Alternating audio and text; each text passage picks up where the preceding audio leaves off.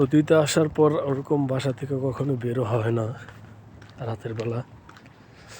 আজকে একা একা বের হয়েছি, রাতের খাবার কিনতে যেতেছি।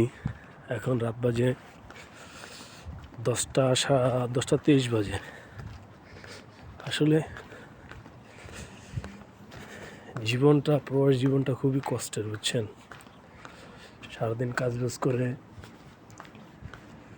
তারপর রাতের রুমে এসে রান্না করে খাও, নিজের কাপড় চোপড় নিজে ধো।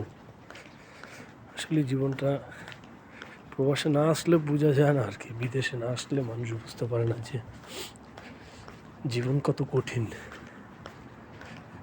ঠিক আছে, যেখানে সকালবেলা ঘুম থেকে উঠতাম না, সেখানে এখন দেখা যায় ঘুম থেকে উঠে যায় 7টা বাজে, 6:30 বাজে। কারো ডাক দেওয়া লাগে না, একা একাই ঘুম থেকে উঠা যায়, অটোমেটিক ঘুম ভাঙা যায়। ওইখানে আসলে বোঝা যায় যে জীবন কত কঠিন।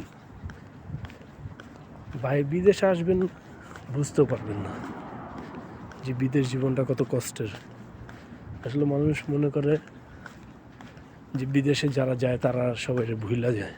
আসলে না, এত ব্যস্ততার মাঝে কখন আপনি আপনার বন্ধু বান্ধবের খবর নেবেন, আপনার পরিবার পরিজনের খবর নেবেন, হয় না আসলে আর কি। সব কিছু মিলিয়ে হয় না।